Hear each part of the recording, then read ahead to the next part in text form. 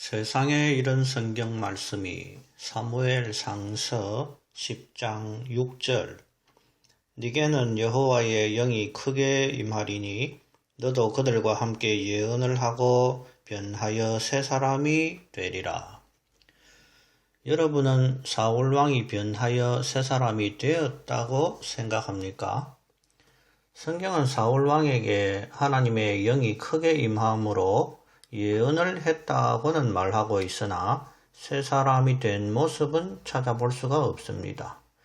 사무엘상서 16장 1절에는 하나님께서 사울을 버려 왕되지 못하게 했다는 말씀이 있으며 사울은 악신이 들어서 일평생 다윗을 죽이려 했으며 끝내는 자살하여 죽습니다. 그러면 어떤 예언적 징조가 성취되고 하나님의 영이 한때 임한 사람이라도 구원받지 못할 수 있음을 생각할 수 있습니다. 어떤 사람의 마음에 하나님의 영이 임한 후에 하나님의 영은 떠나고 대신 악신이 들어온 대표적 사례가 바로 사울 왕인 것입니다. 히브리서 6장 4절에는 성령에 참여한 바 되고 내세의 능력을 맛보고도 타락한 자들은 다시 새롭게 할 수 없다는 말씀도 있습니다. 칼빈의 기독교 강요에 의하면 구원은 하나님의 절대 주권적 예정에 의한 것입니다. 예수님의 마흔밭의 비유에서 4가지 마흔밭은 모두 하나님의 말씀인 씨앗이 떨어지나 옥토만 열매를 맺는 모습을 봅니다. 교인이라도 길바닥 같은 마음을 가진 사람, 또 돌밭이나 가시밭 같은 마음의 사람들은 끝내 구원받지 못함을 발견할 수 있습니다. 당신은 교인입니까? 성도입니까? 교회는 다녔으나 수많은 사람들이 구원받지 못할 것이며 극소수의 좁은 길을 걸은 사람들이 거룩한 백성 곧 성도로 인정받고 구원받을 것임을 잊지 않기를 바랍니다.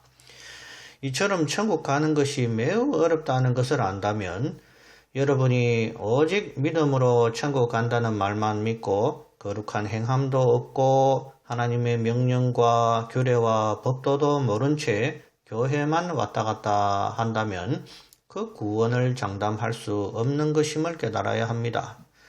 오늘날 목사의 설교는 매우 기복적 말씀으로 치우쳐 있습니다. 또 성경을 전체로 가르쳐 하나님을 어떻게 해야 올바로 경배할 수 있을까를 배우게 하지 못하고 있습니다. 성경의 좋은 요절만을 인용하며 믿으면 무조건 구원받는다는 식의 탐욕적 신앙만 주입하고 있는 것이 오늘의 기독교임을 깨닫기 바랍니다. 우리가 성경을 배우는 목적은 우리가 어떠한 생각을 가지고 어떤 삶을 살아야 우리가 하나님으로부터 사랑을 받을 수 있을까를 깨달아가는 것입니다. 오직 믿어서 구원받는 것이 아니라 하나님을 사랑하는 사람을 하나님도 사랑하시고 그를 구원하심을 기억하셔야 합니다.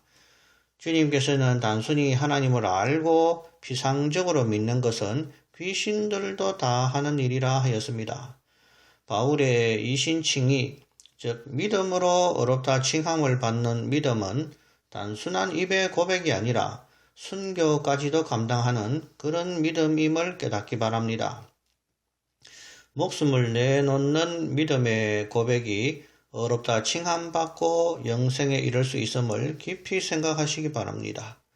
이제까지 목사의 기복 설교에 만족했다면 크게 두려운 마음으로 성경을 읽고 배우기를 갈망하시기 바랍니다. 구하라, 두드리라, 찾으라. 그리하면 성령을 주시지 않겠느냐라고 기록되어 있습니다. 세상의 것을 두드리지 말고 진리를 구하고 찾는 여러분이 되시기를 기원합니다.